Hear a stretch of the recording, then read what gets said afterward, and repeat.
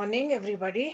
Let's start our Thursday class with the Ved Mantra, Mantra number 49 from this Ved Panchashati book. And this is from Atharva Ved.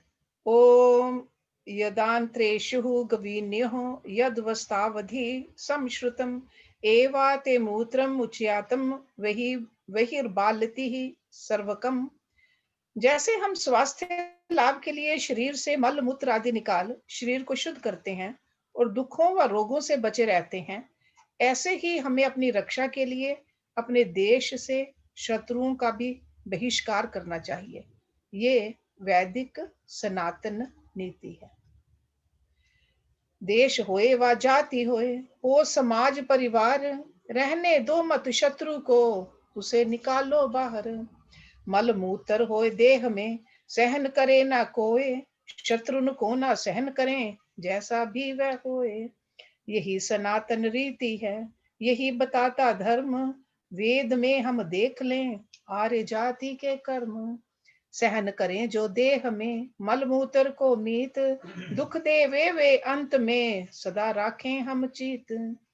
वैदिक नीति यही चली आई, देव असुर संग्राम था भाई, असुरों का था भया विनाश, राम ने कीने राक्षस नाश।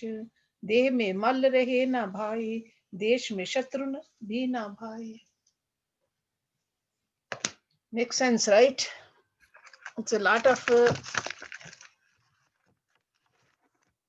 practical advice in the Vedic mantras. So let's do the peace prayers also. Om Guru Brahma, Guru Vishnu, Guru Devo Maheshwara, Guru Sakshat Parbrahma, Tasmai Shri Guruve Namaha. Om Bhu Bhuva Swaha, Tatsavitra Vareneyam, Bhargo Devasya Dhimahi, Diyo Yo Nah Prachodayat. Asto Ma Satgamya, Tamso Ma Jyotirgamya, मृत्योर्मा अमृतम गम्य।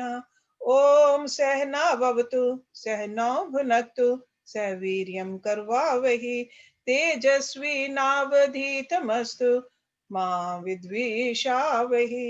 ओम शांति शांति Shanti Om. Okay, let's open our Astavakra Gita, chapter number 18, verse number 76. So Astavakra ji is saying to King Janak and to us also, the serious students of spirituality. Mandaha shrutva api tat vastu na jahati vimudtam nirvikalpa bahiyatnat antah vishye lalasa.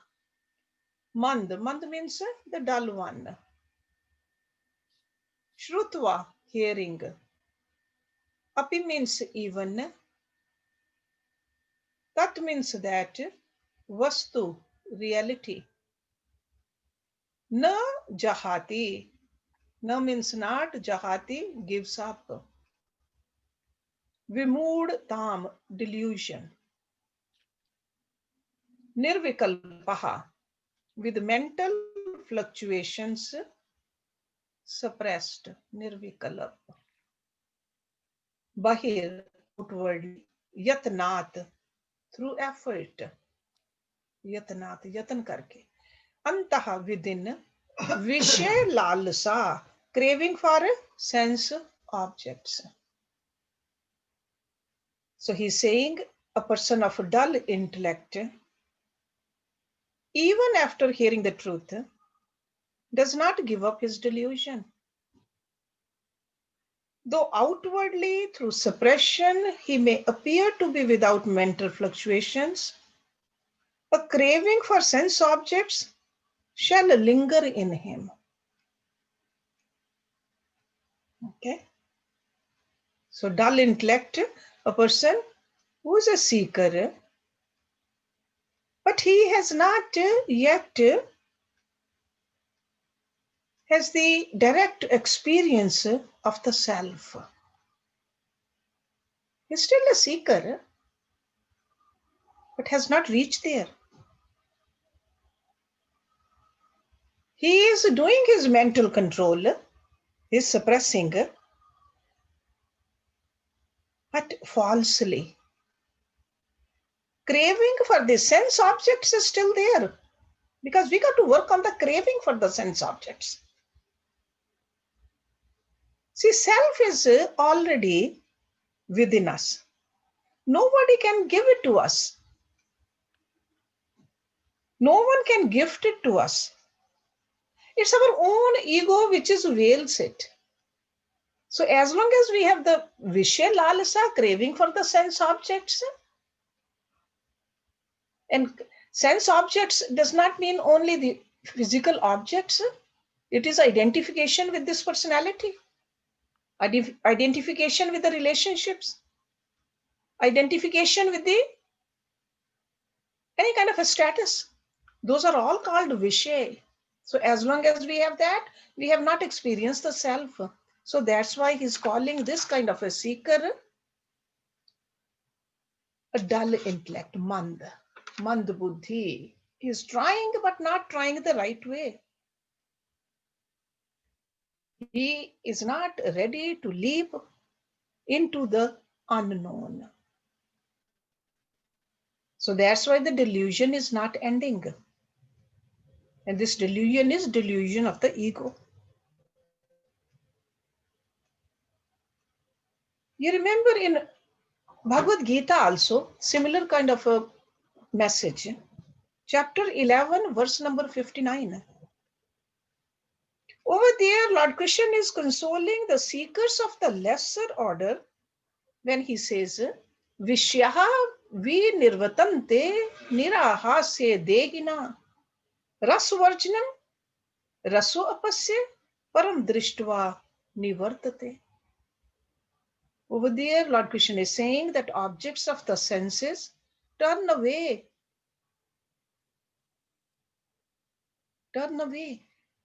from this kind of a person, leaving the longing behind. Rasu Varjanam. There's no longing, no clinging, no thinking. But his longing also turns away on seeing the Supreme. So that means once we have that experience of the self or experience of God, then no longing, no craving for the senses. Okay, so that's what Ashtavakraji is saying.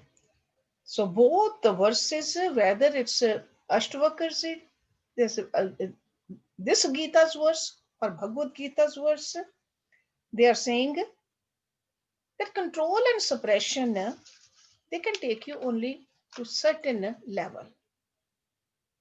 It can help us to quieten the mind a little, but they fail to completely eliminating the tossing of our mind. Our goal is a lot higher. Direct realization alone is the goal. So we should not be satisfied that, no, I can just suppress them. No, that is just only in the early stages. So awareness of the Supreme Self is needed. Then in the next verse he says, Jnanat galit karma ya lok drishtya api karam krit na apnoti avsaram kartum vaktum ev na kinchana. Jnanat, owing to wisdom. Gyan is the wisdom, having the wisdom. Galit karma, whose work has dropped. Ya means who? Lok drishtya. In the sight of the ordinary people. Api means even, karam krit, doing work. So this is verse number 77 in chapter number 18. Na apnoti, not gets. Avsaram, occasion, like avsar, right? Occasion. Kartum, to do. Vaktum, to say. Ev means even, now means not. Kinchan means anything. He whose work has dropped off, with the dawn of wisdom. So work has dropped off. What does it mean? The kartapan, the doership has dropped off. That doesn't mean that person is not doing anything, but the doership has dropped off. So he whose work has dropped off with the dawn of wisdom gets no occasion to do or to say anything, even though in the eyes of the ordinary people, he is doing work. So ordinary people will say that, gosh, you stay so busy, or you are not doing something good. For this kind of a person, doership is gone. So the man of wisdom and his relationship with his own physical body. So kartapan, bhoktapan, doership, enjoyership has dropped down.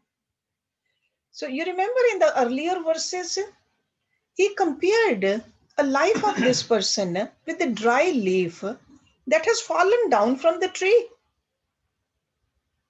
So wherever the leaf goes, tree doesn't say that this is my leaf. It can go into the pond, it can go on the grass, or it can go into the garbage pail. It doesn't matter to the tree. No identification. So that leaf can be fluttering. It could be carrying it up. The wind can carry it up. It can be swirled down. It can be dancing. But there's no identification from the tree's part with the leaf. So that's what happens with a man of wisdom. No identification with the body for a liberated person. Even though he's functioning, he is tirelessly serving the humanity. But all of that is happening under the compulsion of its prarabdha. Okay? It's not that he wants to do it, he just does it because prarabdha is asking for him. So to the realized soul, there is no ego. Because ego is doership and enjoyership is the ego. I am doing it, I'm enjoying it. So that has been dropped down. So he has neither the sense of doership nor has he the attitude of enjoyership. Okay? So no vanity in him. He's doing the work, but doesn't take any credit for it. He's only, another way we can understand, he's only an instrument. He's not responsible for what body does. He's not even conscious of it all. Okay? There's no individualized ego. It's almost like we study Ramayana Tuesdays. Ram carried that Dhanush, Dhanushpan for 14 years. And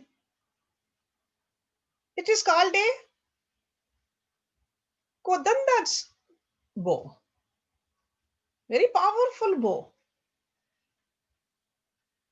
But it was always on the shoulders of Shri Ram. Witnessed everything. Only witnessed, did not took the ownership. That's how our body is. Okay? So it's like a complete detachment from there. That's how a sage lives. Only watching. Kva tama, kva prakasha, va hanam, kvochana kinchana, nirvikasya, dhirasya, niratankasya, sarvada. Kva means where, tam means darkness. Prakash is light. Hanam means loss. Kinchan, anything. Nirvikasya, unperturbed. Dhirasya, of the wise one. Niratankasya, fearless. No atanka, nir atankam, sarvada, ever. To the wise one who is ever unperturbed and fearless, where is darkness? What is the darkness here? Ignorance. Where is light? Where is loss? There is nothing whatsoever because it's everywhere the same. There's no comparison. Because knowledge and ignorance, light and darkness, loss and gain are all expressions of the duality experienced at the level of the mind and intellect. But this person has transcended the mind. So, where are these pairs of opposites? That's the point he's making over here. He has no ignorance because he has gained knowledge. See, knowledge has a meaning only in the reference of the ignorance. So there's no ignorance, no knowledge, there's no talk about it. There's no duality. Because he has awakened to the pure self and he has become the illuminator of both the knowledge and the ignorance. He knows he is the illuminator. Nothing can be taken away from this infinite. Infinite is ever the infinite. Okay. So then in the next one he says, Kva dharyam, kva vivekitam, kva nirankata apiva, anirvachye swabhavasya niswabhavasya yogina. Kva means where? Dharyam, patience. Vivekitvam, discrimination. Vivek means discrimination. And discrimination word is to be able to distinguish between the right and the wrong, between the true and the untrue, between the temporary and the permanent. That's Vivek. Nirankata, fearlessness. Api means also, Va means all. A nirvachasya, indescribable nature, indefinable. Ni swabhavasya, impersonal attributes, yogina of the yogis. For the fulfilled seeker, the yogi, who is attributeless and of the undefinable nature. So, ni swabhavasya and nirvachasya. So, for this kind of a yogi, where is patience? Where is discrimination? Where is even fearlessness? Why is he saying that? Because these three qualities are essential for the seeker who dares to walk on this spiritual path. For a seeker, these qualities are needed. Patience, discrimination, and fearlessness. Lack of any one of them can cause our fall on the path.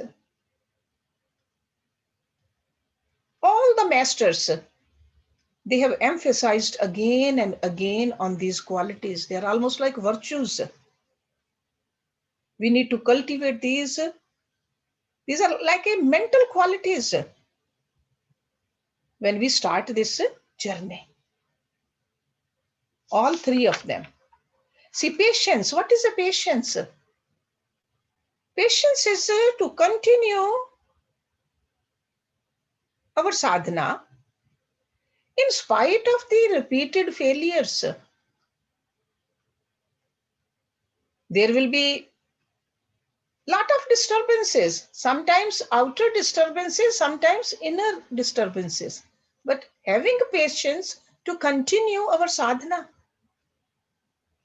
And discrimination is the ability to see clearly between the inert matter around us and the clear spiritual light of consciousness within us. Clearly see that difference. What is inert matter and what is the spirit? And what is fearlessness? Fearlessness is like a daring heroism to extinct, total extinction of our limited ego. Because we cannot let go of our ego. Ego is identification with the body, identification with what we have earned, what we have accumulated.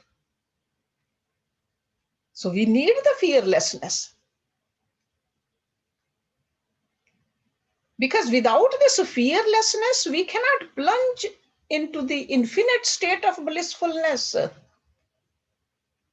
If you're attached with the body, we think, no, with the body, I'm going to find pleasure. Or with whatever I have in my bank account or the kind of relationship I have, feeling secure because of that. We don't let it go. We got to let it go in order to go into the infinite bliss. So that's why they say that fearlessness is one of the criteria. But for a person, the person he's calling a yogi. Yogi doesn't need this now. It's almost like if you are hiking on a mountain, before we start the journey, you need a stick also. You need a water bottle also. You might need a backpack also. But once you have reached up there, what do? You just drop those off. You don't need those anymore. You have reached where you wanted to reach. So the same way he says for the yogi who is attributeless and undefinable nature. That kind of a yogi. Attributeless means has gone beyond the sattvikta, rajsikta, tamsikta. Those are the attributes. Has gone beyond that. And undefinable nature because you cannot define. You cannot define all of this. When we say that Atma is pure, Atma is shining, Atma is this, we are not defining Atma. We cannot define Atma. We are only throwing the arrows towards that. So that's why he used the word ni swabhavasya and anirvachasya swabhavasya. Very strong words he used over here so that we can understand who yogi is. Okay, beyond sattvikta. So then he doesn't need this. So if we think that, no, okay, all right, we are also yogis now. We don't need patience. We don't need discrimination. We don't need fearlessness. No, we haven't reached there yet. We are still on the way, or we have just barely started. So the liberated in life, having already reached the goal, has no use for these. That's what Astavakra is saying. He's talking about a yogi. It's indescribable. Then he says, no swarga, na ev narkaha, jivan mukti, na cha evhi, bahuna atre kimukten, yog drishtya, na kinchan. Swarg is heaven, narak is hell. Jivan mukti, the state of liberation in life. Na is not, cha means and, ev means even, he means indeed. Bahuna, much, atra, here. Kim, what? Ukten, by saying. So Kim Ukten really means, what is the need by saying?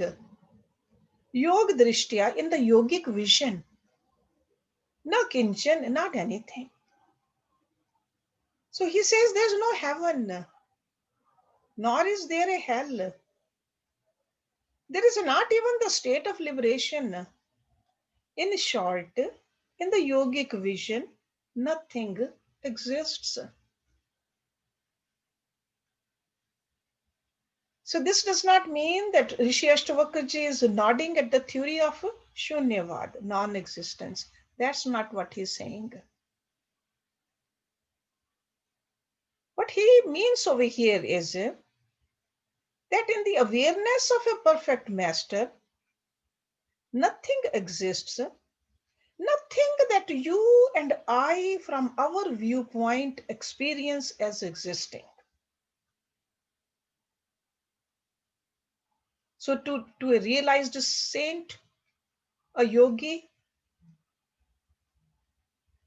there's only one infinite. Sat Chit Anand. That's the only thing. No heaven, no hell, no Jivan Mukti. It's just only one thing. Brahm everywhere. So that's what he means. Heaven and hell, we all know. We talk about it. They are the imaginary realms of experiences. The same situation, one person can say, no, it's a heaven. The other person can say it's a hell. So it's our own mental imaginations. We just get deluded by this. And what really gets deluded? Our mind. And how does it get it? Because of our own good and bad vasanas. So to the ego, if the world is real, heaven and hell can also be equally real. So we are reminded of the same sage Ashtavakra's reply to King Janak when he wanted to know in the beginning, which is real? Me sitting on the throne? Have the big kingdom under me? Or was that real? In my dream, when I saw that I'm a beggar, I don't have anything. The other king captured me. So now that's what he's answering his King Janak's question. Okay, so very clearly, you remember he replied, "O king, if you think that the beggar was real, the throne and the crown is also real then. Beggar was real in your dream. The same way you think that a king with a crown is real. So if this world is real for us, then heaven and hell is also real. These are all experiences of the ego level. It's the ego. But the liberated in life, or a yogi, is the person who has risen above the ego. So to him, even this world and his own body are never constantly in his awareness. He has realized completely their illusory nature. This is all illusion. So how can he conceive heaven and hell? In him, the God, the world, the ego all have merged into the very substratum, the self. It's only one thing, that's it. So that's why he says, there's no heaven, nor is there hell. There is not even the state of liberation. In the yogic vision, nothing exists means nothing of that. The changing, the waves. It's only one thing. Na eva prathyate labham, na alabhen anushochyate, dhirase shitlam chitam, amriten eva puritam. Na means not, ev means surely, prathyate, long for, labham, gain. Na means not, alabhen, at the loss. Anushochati, grieves. Dhirasya, of the wise one. Shitlam, cool. Over here, cool means serene. Chitam, mind. Amriten, with nectar. Ev means indeed, puritam, filled. A wise person neither longs for gain nor grieves at the loss. Okay, so these are like a worldly gain and loss he's talking about. His serene mind is indeed filled with the nectar. And what is this nectar? The supreme bliss, Amrita. See, only a limited can seek for a greater fulfillment. Whenever we feel imperfection in us, we want more. That's why we got to look within ourselves. Are our desires, the worldly desires, keep on growing? If they keep on growing, that means we are far away from that perfect. Because when we feel complete, there are no desires. So the limited alone can seek for a greater fulfillment. Why? Because of the sense of imperfection in the limited. It's almost like a hungry person will seek for food. A thirsty person will seek water. And the person who feels limited come to seek a greater joy and satisfaction with the worldly objects or the relationships. So the liberated in life has discovered this infinite, or he is identifying with the infinite blissful self. There's no sense of imperfection in him. Or you can understand it that all full cannot feel any gain from the delusory world of polarity. Okay? So no matter what is out there, you are already full. Or another way you can see that all full can be never feel the sorrow at any loss. So nothing can be added to the infinite and nothing can be subtracted from the infinite. That's why in our Shanti part, what do we say? Purnasya Purnam Adaya Purnam Ev Avashishyate. From the whole, when the whole is negated, what remains is again the whole. And that's what our nature is. When we start identifying with that, then there's no addition or subtraction. You're always complete. So the mind of the Jivan Mukta or a yogi is ever serene and tranquil because there's no fluctuation. And that's why he used the word absolutely cool. Compared to this person's mind, a yogi's mind, how is a bhogi's mind? It's always surging, always seething, boiling, gurgling. It's all because of the love of desires. I want this, I want to have it, I want to please this person, I want to do that, constantly gurgling. But a yogi's mind is always serene and always calm.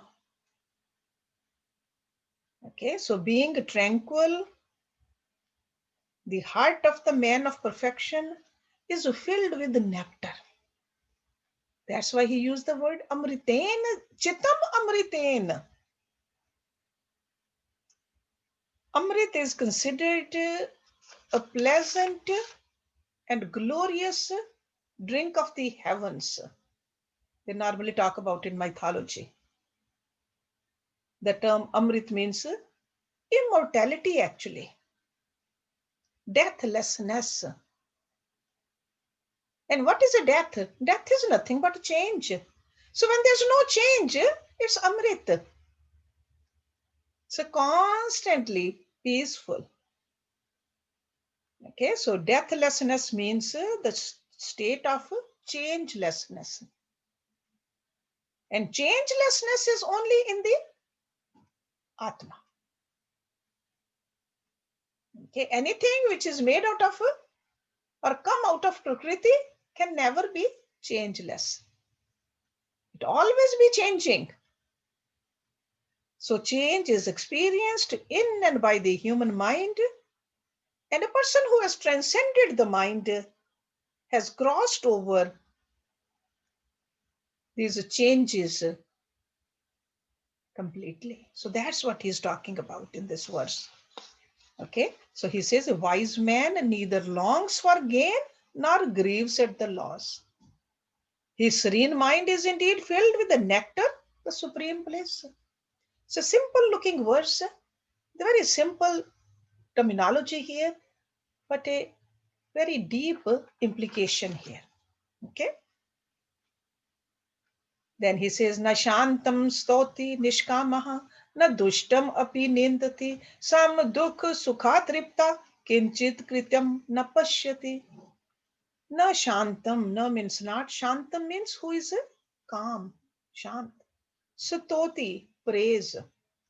Nishkamaha, one who is completely free from desire. Nishkam. Dushtam, one who is wicked. Nindati, blames. Sam, dukh, sukh. Same in happiness and sorrow. Triptaha, contented. Kinchit, anything. Krityam, to be achieved. Na pashyati, not sees. The desirelessness one. So over here, desirelessness means a person who's a yogi has neither praise for the calm nor even blame for the wicked. Contented and the same in happiness and misery, he finds nothing to be achieved. So this is a state of perfection conceived by the great rishis, which he is calling over here a state of desirelessness. And how did this person reach there?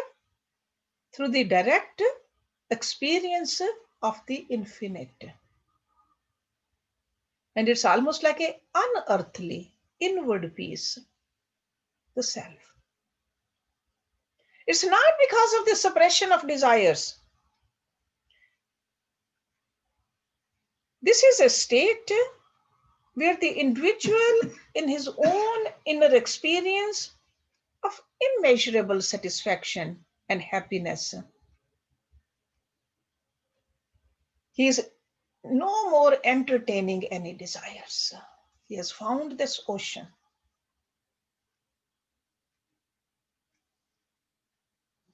So that's why he says, na shantam stoti nishkama. State of desirelessness. It is a state that is achieved by the positive experience of the master. Because he has moved into the larger dimension of the pure self. He has come to a state of desirelessness. So there's no mind, it transcended the mind. There must be absence of thought agitations. See, it is the egocentric personality in us that praises when we see something beautiful in life. And we condemn when we see some wickedness of life. But this kind of a person, man of peace, just stays shant under all the conditions. Because in his viewpoint, there is nothing other than the self. his peace, or he's at peace with himself, calm and serene. No happening around him can ever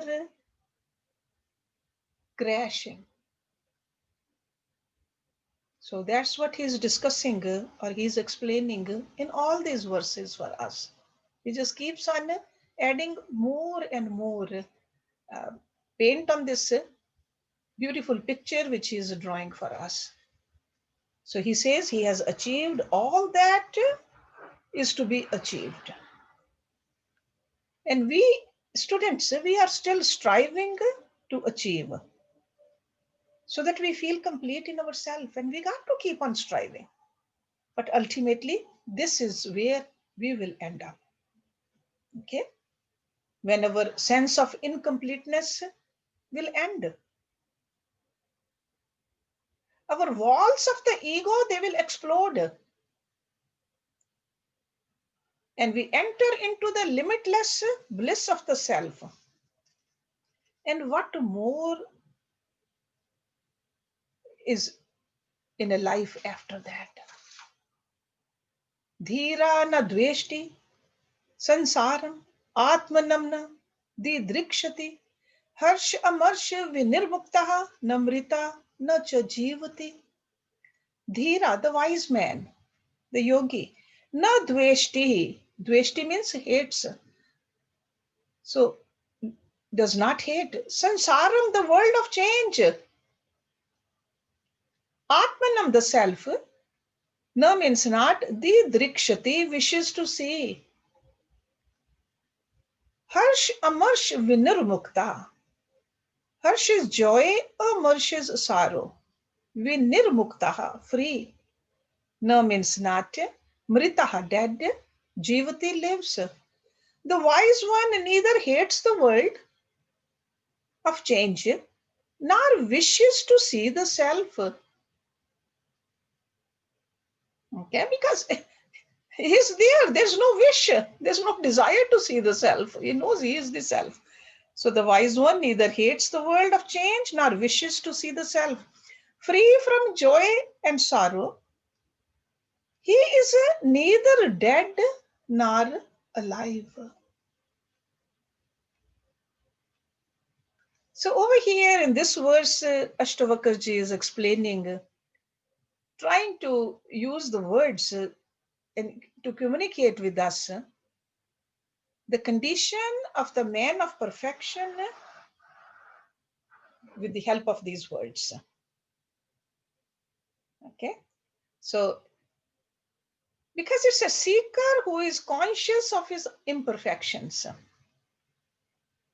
that revolts against his ego and yearns to experience the unlimited, the eternal self. But over here he says he doesn't need to, he's already there, he doesn't yearn to see it. He has already realized the self. There's no more any anxiety to experience. That's what see means, didrikshati. So there's no more any anxiety to experience the Atma. And another thing he says, nor has he any problem with the change of the sansar. The sansar is here, that's fine too. Doesn't have any problem with the sansar. From his standpoint, there is nothing but the self anywhere, anyway. He has nothing to reject, nor has he anything to accept in life. Neither rag nor dvesh. That kind of a tranquility. So physically, this kind of a person appears to be with us, living in this world. But certainly, this person is no more a native of this world. We cannot say he's dead. See, that's why he says he's neither dead nor alive. We cannot say he's dead because he's moving about. He talks, he eats, he sleeps as any other living human being does. Certainly, he is not dead. But is he living? Because he said he's neither dead nor living. Because he's not living like us. He seems quite dead to the enchantments of the world around, to the joys and the sorrows of the world. He doesn't weep when somebody dies. You don't see him jumping up and down when there is some kind of a worldly enjoyment. So that's why he says he neither lives nor dies. So he has no desires, no passions, never reacts to the external world. See, we react to the external world. He does not react to the external world. So if any organism is incapable of reacting to the external world, we say it's a dead. So that's why Rishi Astavakra is saying a man of perfection is dead because he never reacts. But he is alive because he acts. We see him acting, we see him moving, we see him talking. So, ordinary terms, he's trying to explain it to us so that we can categorize this person. That this is how he is. So, let's do one more verse, and then if you have any questions, we'll just go through question answer. Okay, just one more. His relationship with the people around. निस्नेह पुत्र दारा आदौ निष्कामः विषयेषु च निश्चिन्तः स्वशरीरे अपि निराशा शोभते बुधा. निस्नेह without attachment. Putra dara adau with the son, wife and others. Nishkamaha without desires. Vishyeshu in the sense objects. Nischintaha free from care. The worries. Nischinta. Swasharire for his own body. Api means even nirashaha, free from expectation. Shobhate, shines, or lives in the glory. Shobhate, Buddha, the wise one. Glorious is the life of the wise person. Free from all expectations. Without any attachment for children, wife and others. Free from desire for the sense objects. And without anxiety or care even for his own body. So over here, he is trying to describe the physical and the mental reactions of the man of perfection to the world outside.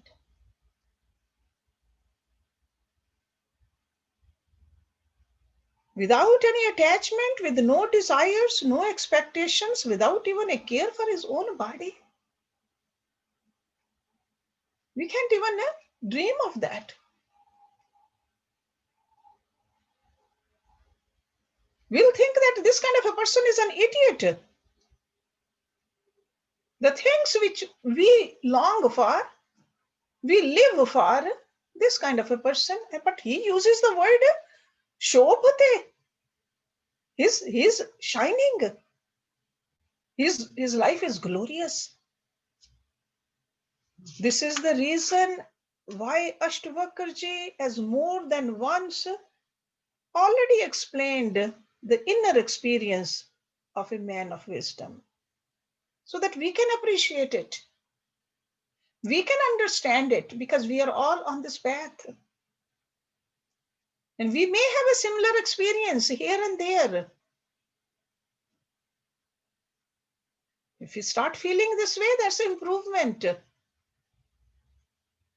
Don't think that something is wrong with you. That's why again and again he has mentioned it. Because our imperfect mind cannot comprehend the majestic glory, the divine harmony, the brilliant perfection of a man of realization. That's why he had to repeat it again and again. He has a special effulgence of perfection in his personality. This is a wise person. He has neither the expectations nor desires. He is not disturbed by the memories of his past. All attachments spring from the pleasant memories of our past. That's where the attachment comes. He knows past is past. It's gone. See, normally what do? We have a desire to seek happiness in sense objects. We have the attachment to the dear and the near ones.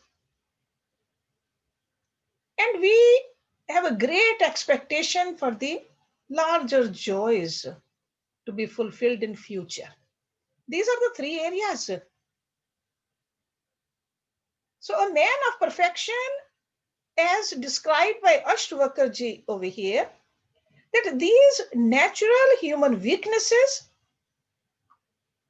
he doesn't have. He is without care, even for his own body.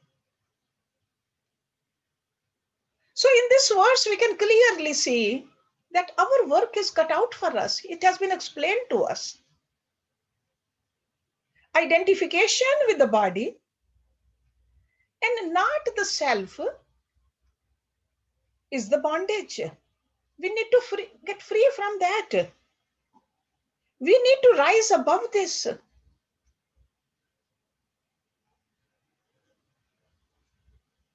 Because if we cannot see the beauty of this life because of these limitations, otherwise there is a effulgence, there is a beauty, there is a perfection.